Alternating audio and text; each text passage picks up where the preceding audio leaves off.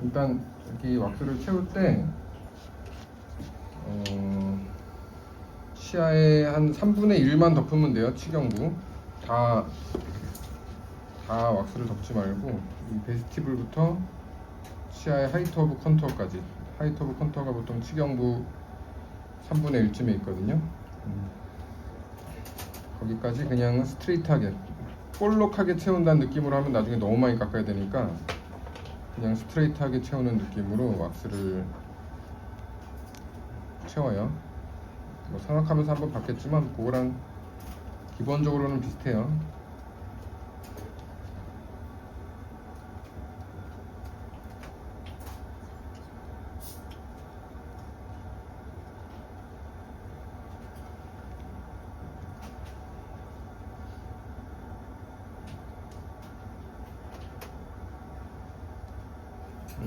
이거 왁스를 채우면서 너무 큰 기포가 있는 거는 채우면서 좀 파줘요. 이거를 나중에 건포메이션 할 때 기포가 올라온 만큼 왁스가 수축하고 왁스가 수축한 만큼 치아가 움직여요. 그러면 내가 맞춰놨던 교합이 안 맞게 되니까 그래서 이 기포를 미리 좀 빼요. 근데 지금 단계에서도 기포 빼면서 치아가 조금 움직일 수 있어요. 그래서 처음에 왁스림 말 때부터 기포가 없어야 되고, 더 치아를 교합을 안 바뀌게 하려면 한쪽을 건포메이션을 완전히 만들어 놓고 교합을 다시 한번 맞추고 상하 건포메이션을 마무리해야 돼요. 원래는 그래야지 치아의 교합이 틀어지지 않아요. 지금 상태로 양쪽을 다 같이 배열을 완전히 위아래를 끝내고 양쪽을 다 같이 치은 형성을 하고 하면서 왁스가 변형이 되면 양쪽이 다 틀어지면서 교합이 안 맞아져요. 나중에 해봐보면. 설측은 기본적으로 컨케이브한데, 컨케이브가 치아의 중간부터 미들부터 베스티블까지 처음에는 스트레이트하게 내려오다가 베스티블로 이렇게 꺾이면서 요 왁스 스파츌라의 형태대로 되면 돼요. 스트레이트하게 내려오다가 베스티블로 컨케이브하게 꺾이는 형태, 스파츌라의 형태대로. 그래서 그 형태대로 왁스를 채워줘요.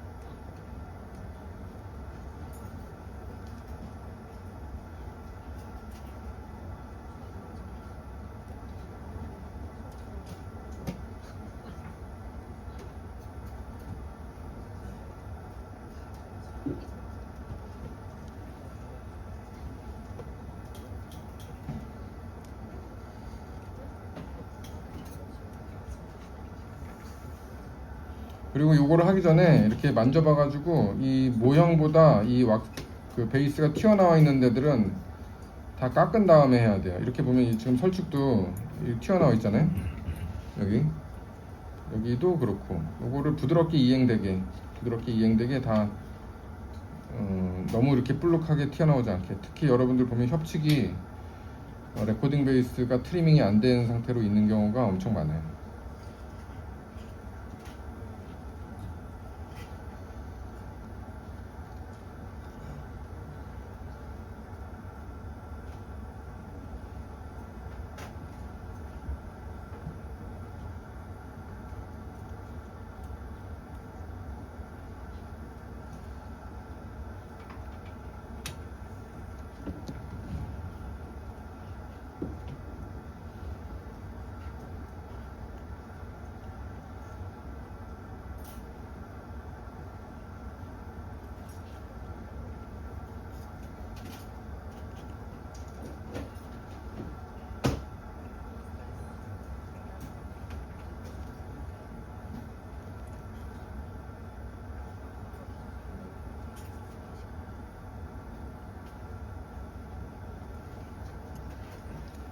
이렇게 이제 왁스를 채우고 얘를 이제 찬물로 어느 정도 좀 식혀요.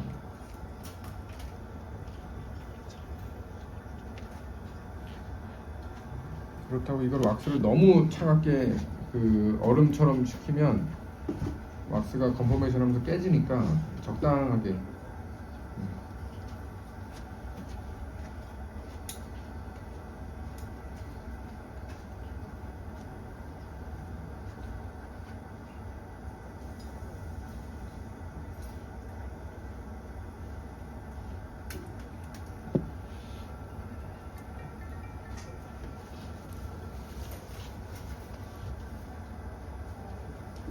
이거 나 총치 실습실 아니는데 아까 뭐 할 얘기 있지 않았어?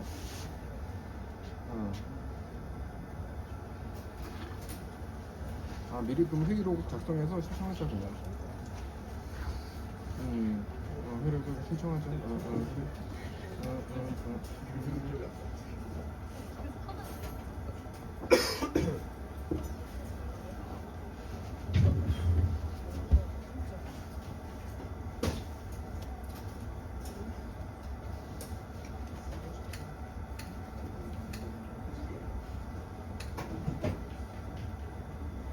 찬물이구나.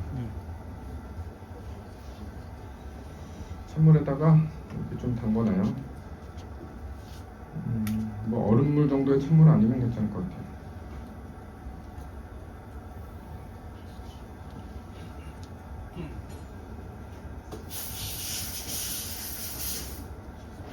그다음에 이제 얘를 그 다음 단계는 얘를 뺄 일이 없잖아요. 지금 왁스 덴처는 환자 구강 내에서 트라인이 시적이 끝났다는 가정하에 우리가 이거를 원래 이제 치아 배열을 하는 거는 이거를 환자 구강 내에서 실제 시적을 해보고 신비성도 평가를 하기 위해서 만드는 왁스 덴처가 있고, 그게 시적이 끝나면 얘를 큐어링 전 단계 의치상을 중합하기 위한 전 단계로 치은 형성을 하는 게 있어요. 그게 두 가지가 좀 달라요. 원래 환자 구강 내에 낄 때는 이게 빠져야 되니까 이 부분을 메꾸면 안 되죠, 틈새를. 그죠? 환자 구강 내에서 시적이 끝났다, 지금 끝난 거를 가정할게요. 왜냐면 안 그러면 여러분 두 번 해야 되기 때문에. 그래서 치은 형성을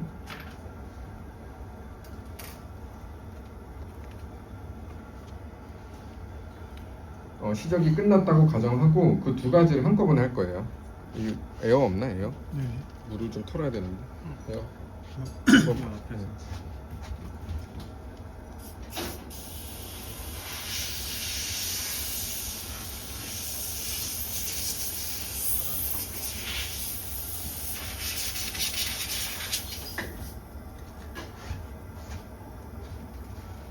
그래서 여러분들이 상악도 그렇고 하악도 그렇고 상악할 때도 이 부분을 다 메워야 돼요. 여기를 움직이지 않게. 요즘 상악할 때도 여기를 틈새를 이렇게 메워요. 이렇게. 자, 하악도 왁스로 베이스를 메우는데, 베이스가 너무 두꺼워서 이렇게 불룩 튀어나와 있는 학생은 거기를 트리밍하고 지금 이 단계를 하면 돼요. 모형보다 베이스가 튀어나오게 만들어져 있는 학생들은 이제 요 외형이 나중에 레진으로 바뀌게 될 거예요.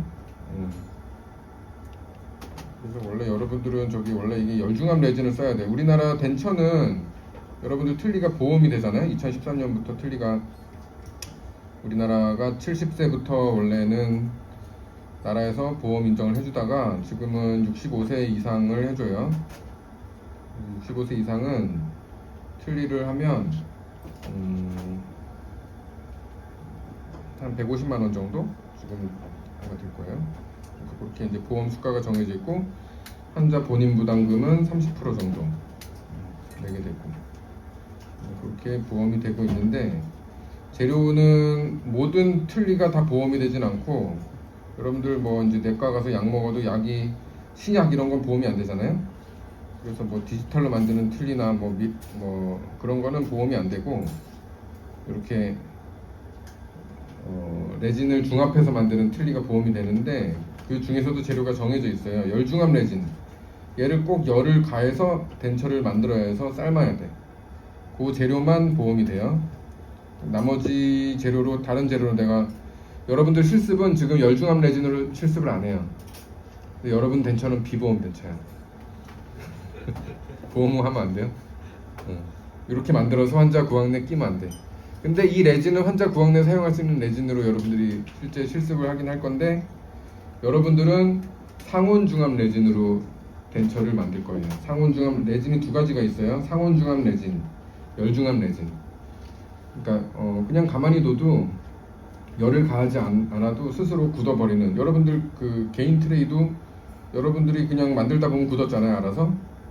그죠? 그런 레진이에요. 뭐 종류는 좀 다르지만 그렇지 않고 상온에서는 굳지 않고 열을 가해야지 굳는 레진들이 있어요. 열을 가해서 굳는 레진은 보험 덴처로 인정된 재료들은 장점이 열을 가하면 강도가 높아져요. 단점은 열을 가하면서 강도가 높아지면서 수축해서 정밀도가 떨어져요. 그래서 정밀도는 상온중압 레진이 더 좋고 강도는 열중압 레진이 더 좋고, 일반적으로는 그래요. 대신 뭐 아주 고가의 레진들은 상온중압 레진도 강도가 좋은 레진들이 있긴 있어요. 기본적으로는 그렇다. 그래서 여러분들 이 방식은 지금 원래는 열중압 레진으로 했었어요. 여러분들 저 실습실 뒤에 가보면 저기 옛날에 뒤에 이렇게 물 끓이는 기계가 있었어요. 이거를 그래갖고 덴처를 파묻은 다음에 80개를 이렇게 따뜻한 물에다가 담가놔서 이제 몇 시간씩 담가놔야 되는데, 그게 여러분들 왁스가 녹으면서 막 그 구멍이 막히고 했는데, 이제 그거를 수리할 수 있는 우리나라에 업체들이 없어요. 아무데도 수리를 해주는 데도 없고 그거를 만들 수 있는 데도 없고, 그래서 그거를 한 번 하면 저기에 기회가 난장판이 돼. 일단 뜨거운 물 주전자를 여러분들이 한 계속 끓여야 돼. 뜨거운 물로 왁스를 제거해야 되기 때문에. 그러면서 화상도 입을 수도 있고, 잘못하면 약간 좀 위험하고, 그 왁스 찌꺼기들이 다 둥둥 떠다니면서 하수구를 막을 수도 있고, 그래서 불가피하게 방식을 바꿨습니다. 지금 현재는 기공소에서는 다 그런 방식으로 덴처를 만들고 있지만,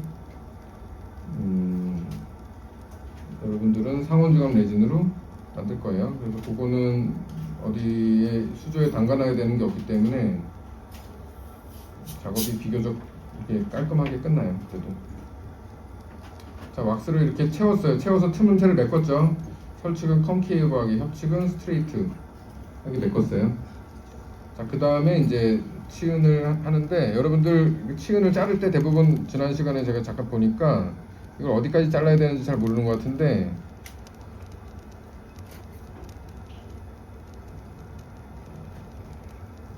예시로 하나만 따볼게요. 예시로 많이 땄어요. 치은을 많이 땄어. 이 학생도 지금 다 자르다 만 거잖아요. 치은은 요쯤 있어요. 치경부가 요쯤 있어요. 여기가 치경부인데 이걸 어떻게 하냐, 인공치를 빼보면 알아요. 인공치를 빼보면 쏙 들어간 데가 있어요. 인공치 제일 끝에서 한 2mm 정도 위에 쏙 들어간 데가 있어요. 거기가 클리니컬 크라운이에요. 정해져 있어요, 딱 치아마다. 근데 여러분들은 왁스를 채워놓고 그게 안 보이니까 적당하게 따는데 그 위치까지 따야 돼요. 요거는 이제 치아 형태를 알고 있는 사람은, 저는 이 정도 따면, 그리고 칼로 그 콘케이브한 걸 느낄 수 있어요. 여러분들이 손의 감각이 조금 나 그걸 느낄 수 있다 내가, 그러면 그거까지 딱 딸 수 있는데, 여러분들 느끼기 어려울 거예요. 그래서 이거를 대부분은 너무 조금 따요. 대부분은 한 1, 2mm 더 따야지 그 위치까지 치경부까지 치경부가 노출이 되는 거예요. 그래서 이걸 딸 때는 칼로 따잖아요. 에바스 나이프를 45도로 기울여요. 이렇게, 이게 수평이고 이게 45도 기울인 거고, 45도 기울여서 따는데 이제 레스트를 잘 주고 이렇게 따는 거예요. 근데 여러분들이 이제 오른손잡이가 있고 왼손잡이가 있고, 오른손잡이 대부분의 학생들은 아마 요 방향으로 딸 거예요. 요 지금 내가 보이는 방향, 요렇게 칼을 돌리는 게 익숙할 거예요. 이거 사람마다 달라요. 내가 사과를 깎을 때 사과는 대부분 안쪽으로 깎지. 사과를 바깥쪽으로 깎는 사람 없지. 근데 요 칼은 이렇게 안쪽으로 사과 깎듯이 안쪽으로 자르는 게 편한 사람도 있고 바깥쪽으로 자르는 게 편한 사람도 있어요. 이거는 개인의 손에 뭔가 편한 게 있는데 그거는 편한 대로 하면 돼요. 그리고 이게 한 번에 자르기 어려우면 두 번에 나눠서 잘라도 되고 중요한 거는 클리니컬 크라운이 충분히 노출이 돼야 된다. 대부분은 여러분들이 만든 덴처는 유치가 많다. 크라운이 노출이 다 안 돼 있어가지고.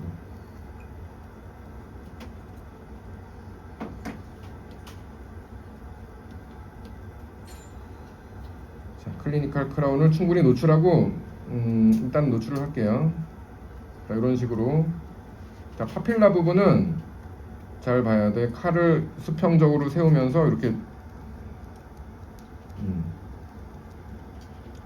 여기서 너무 이렇게 파필라를 너무 올릴 필요도 없고 너무 내릴 필요도 없고 한 절반 정도가 인터프록시말 치관 길이의 절반 정도가 파필라가 위치하고 있어요. 그래서 그 정도를 맞춰주면 돼요. 너무 위로 올리면 이게 보기 싫고 밑으로 내리면 치아 사이에 음식물이 많이 껴요.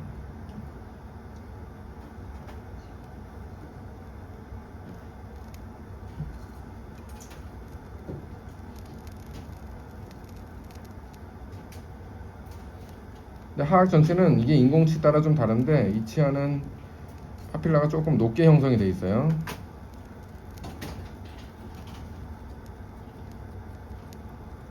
그래서 치아에 요거를 따고 나면 치아에 붙은 왁스를 깨끗하게 떼줘요.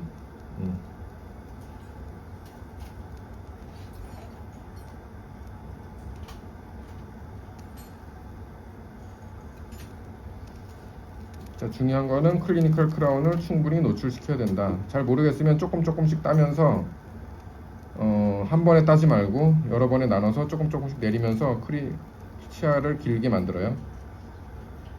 내가 어디까지 딸지 모르겠다? 혹시 배열 안 한 치아가 있으면 그거를 보고 아, 여기까지 따면 되겠구나.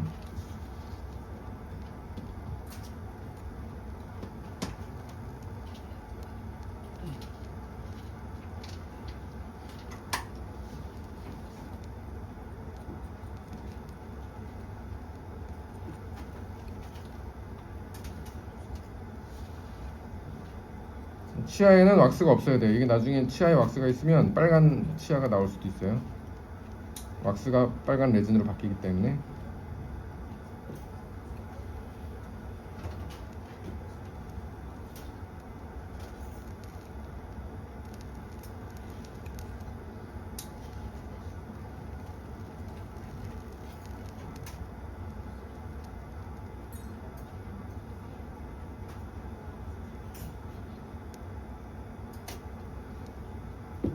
양쪽을 다 하면 뭐 빨리 하면 10분이면 하긴 하는데 지금 뭐 너무 빨리 하면 여러분들이 또 놓치니까 한쪽만 할게요.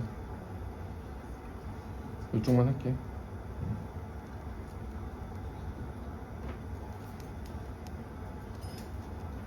치아에 있는 왁스를 깨끗이 따준다. 구치부도 너무 짧지 않게. 자, 이 학생 지금 구치부 한 거 보면 봐봐요. 여기 내가 지금 학생을 한 1mm 더 따도 돼. 그래도 치아가 클리니컬 크라운이 조금 더 땄다. 조금 덜 따도 되겠다. 치아가 짧네 이게. 아주 긴 치아는 아니구나.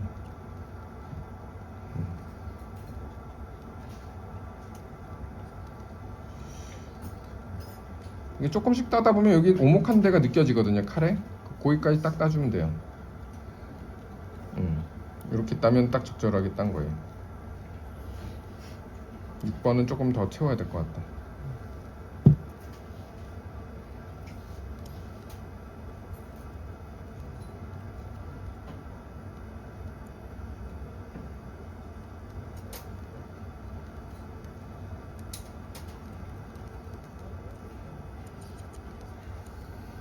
자, 그러면 이제 딴 다음에 치아를 따면 치아에 있는 왁스를 깨끗하게 제거를 하고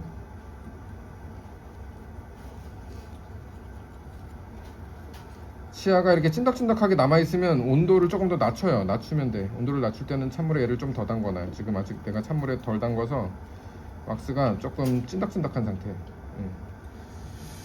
이게 찐덕찐덕하면 건포메이션은 편한데, 왜냐면 얘가 딱딱하지 않으니까. 대신 요 치아에 좀 왁스가 남아요. 아니면 이 상태에서 건포메이션 하고 조금 담궜다가 떼면 잘 떨어져요. 온도에 따라서. 자, 기본적으로 형태는 치아의 치경부에서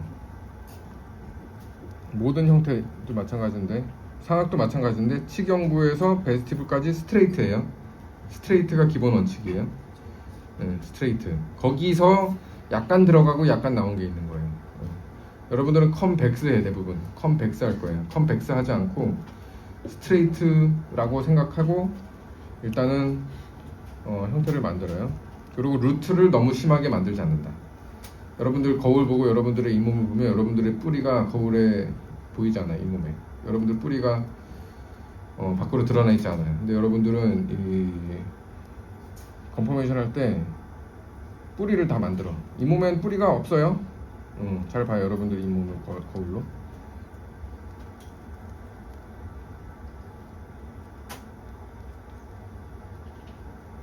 견치는 조금 뿌리의 형태가 있어요. 견치는 좀 나온 치아라서 뿌리의 형태가 조금 있어요.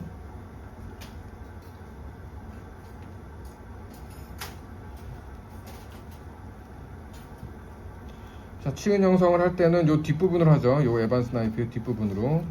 이 모형 밖으로 넘친 부분은 다 잘라주고. 제일 중요한 거는 요 치아 사이에 있는 왁스들을 깨끗하게 정리하는 거예요. 깨끗하게 치아랑 비슷한 수준으로.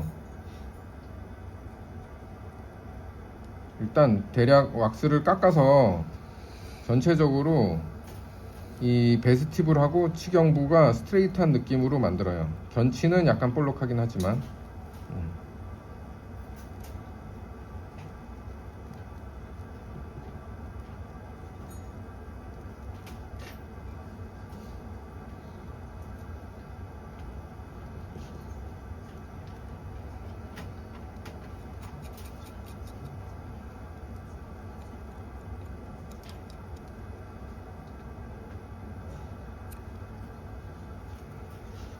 자, 이제 지금 내가 1차적으로 한 형태예요. 지금 6전치만 대략 했는데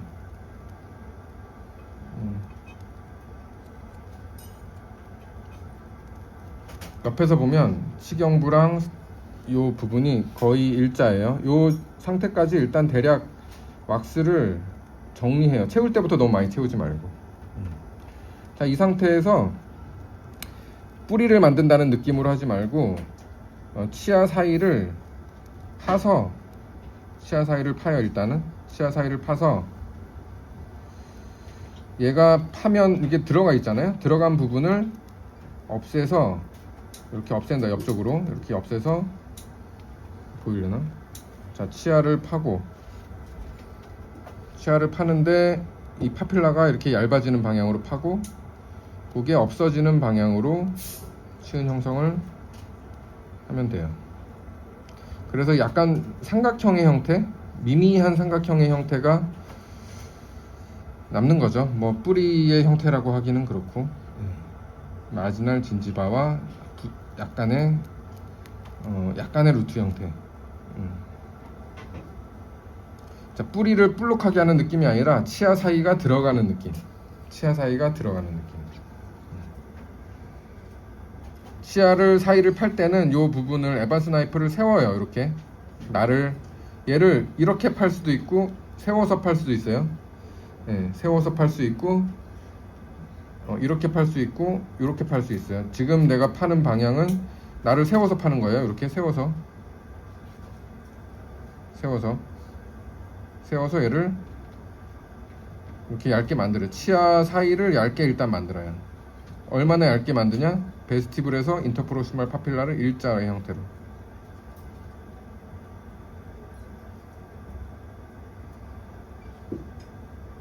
자, 이렇게 파요. 이거를 이제 빨리 하면 이렇게 되는 거예요. 이렇게 자, 이렇게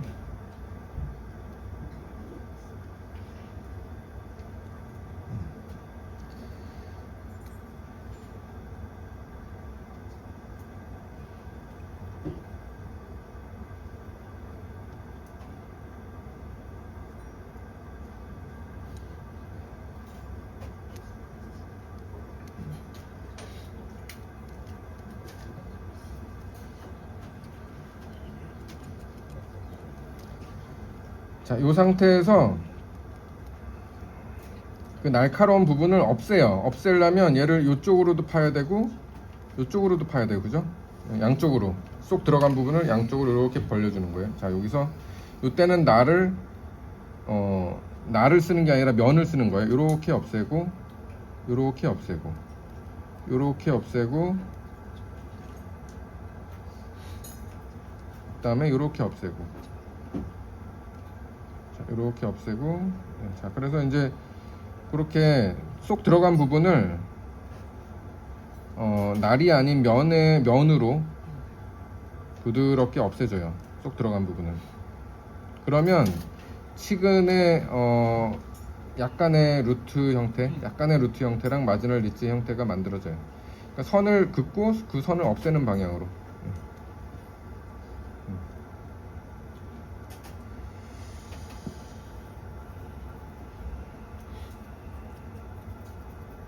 자, 그리고 어느 정도 됐으면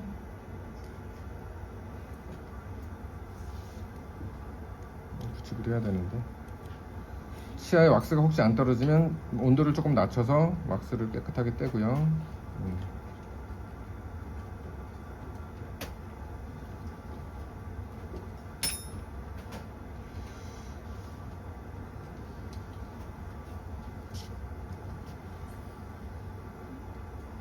그 토치로 나중에 여러분들은 아마 할 텐데 아주 잘하는 사람들은 토치를 안 써요. 이거를 다 손으로만 표현을 하고 여러분들은 이제 쓰긴 써야 될 거예요. 너무 거칠어가지고 한 번씩 불질을 하면 근데 여러분들 이 치아가 타요.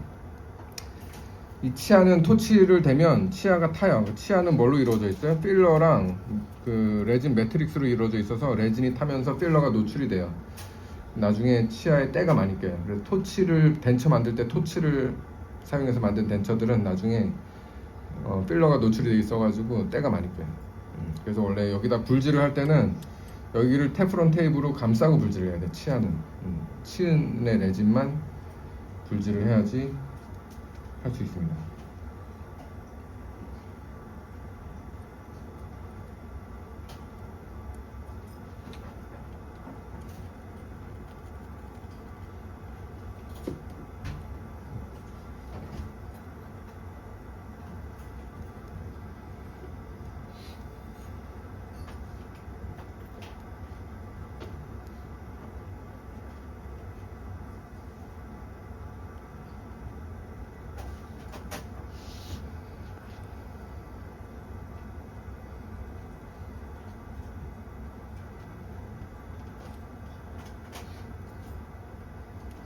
이 6번이 생각보다 길지가 않네요. 6번은 조금 더 왁스를 채워야 되겠다. 자, 구치부도 마찬가지예요. 구치부도 치아 사이를 날로 이렇게 가볍게 파주고, 여러분들 이제 치은 형태에서 좀 중요한 부분이 있는데, 하악 전치부는 기본적으로는 스트레이트인데 실제로는 컨케이브 해야 돼요. 자, 그래서 이 루트의 그 연마면의 중간 지점이 여러분들 대부분 이게 반대로 돼 있을 거예요. 컨케이브 해야 돼. 그래서 여기가 들어가 있어야 돼. 여기가 무슨 영역이에요? 여기 지금 내가 파는데 2번의 치경부, 치은에서 루트 부분, 이 부분에 뭐가 있죠?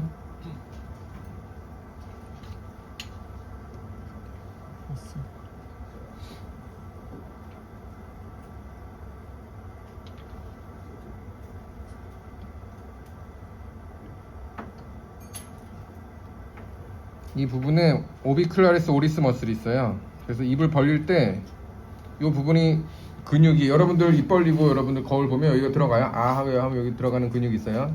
쏙 들어가는 근육. 고무줄처럼 여러분들 입을 둘러싸고 있는 근육이 입을 벌릴 때 늘어나면서 이 부위를 누르게 돼요. 그래서 여기가 볼록하면 덴처가 탈락이 돼요. 자, 그래서 단면을 옆에서 봤을 때 이 부분이 살짝 들어가 있어야 돼요. 하악 전치 부분에 치은 부분, 루트 부분, 구륜근이 누르는 부분, 그 부분은 약간 컨케이브 해야 돼요. 너무 과도하게 표현을 하지 말고 약간 들어간 정도로만, 볼록하지 않을 정도로만 표현을 해줘요. 저는 실제 만들 때 여기를 좀 의도적으로 많이 넣는데 여러분은 교과서에는 그렇게 강하게 표현이 안 돼 있기 때문에 그냥 살짝만 표현을 해주면 될 것 같아요.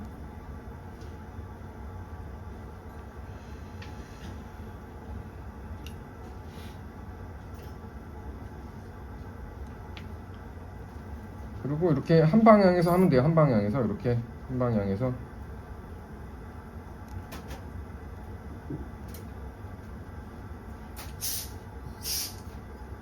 중요한 거는 요 치아 사이가 너무 이렇게 턱이 져 있거나 하면 안 되고 부드럽게 왁스랑 치아가 이행이 될 수 있게 해야지 이 부분에 음식물이 나중에 끼지 않아요.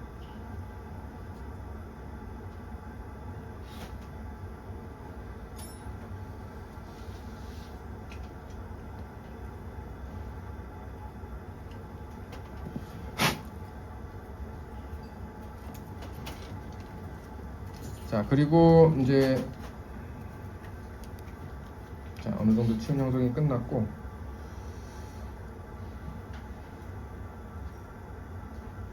하악 틀니에서 형태가 중요한 부분은 또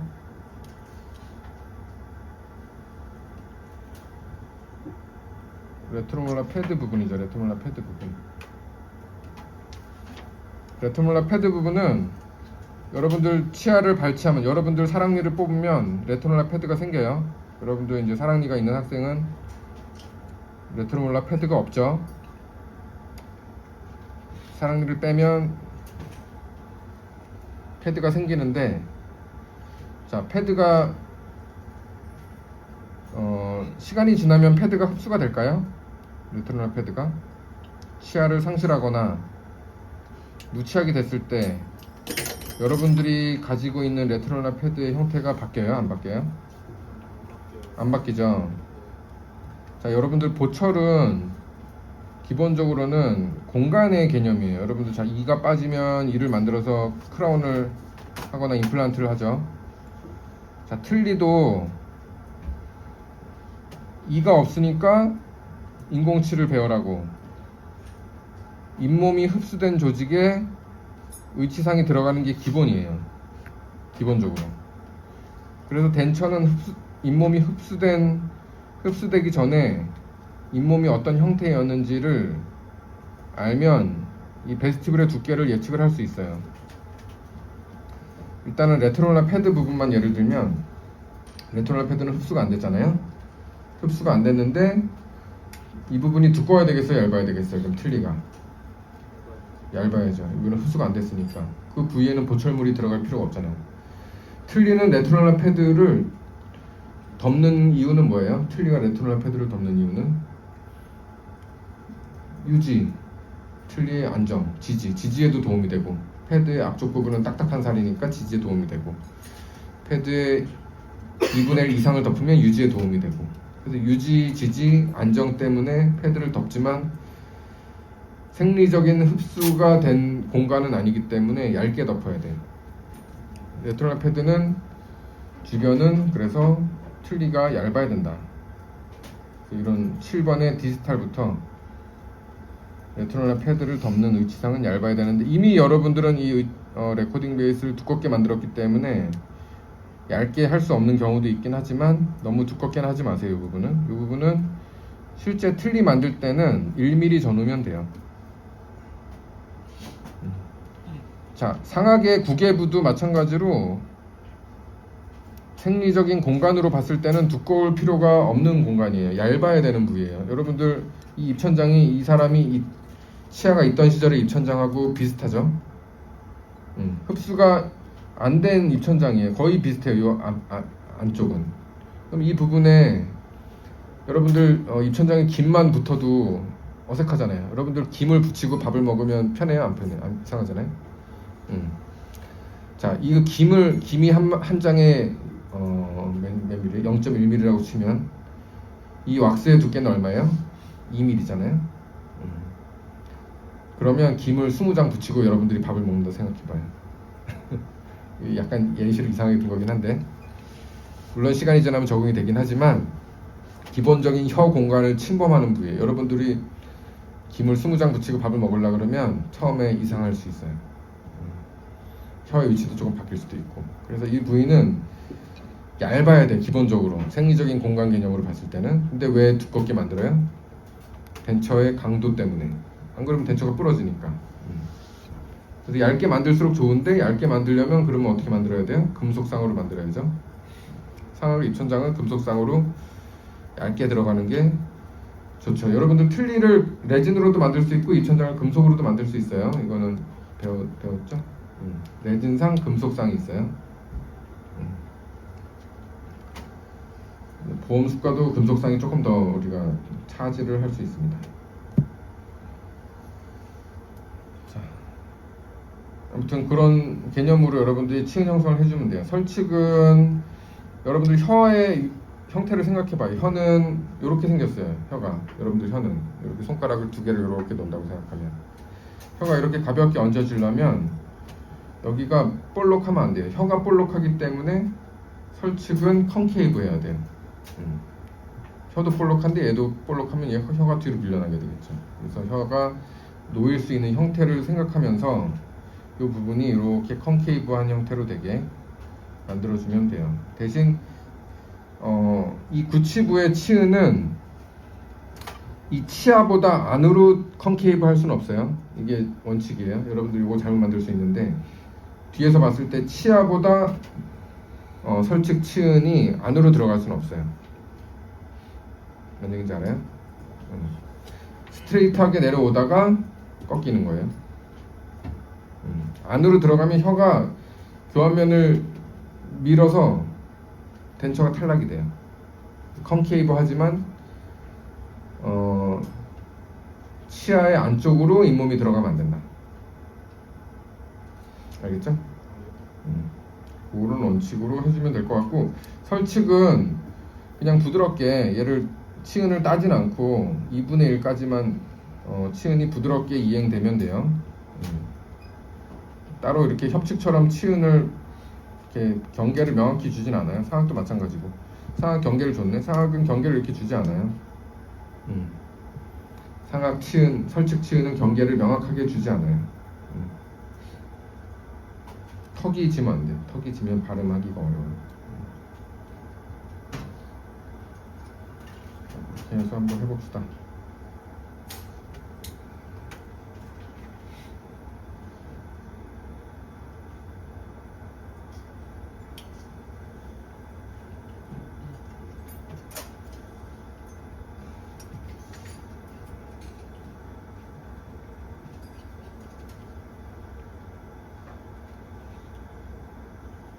딱 한 거예요 지금.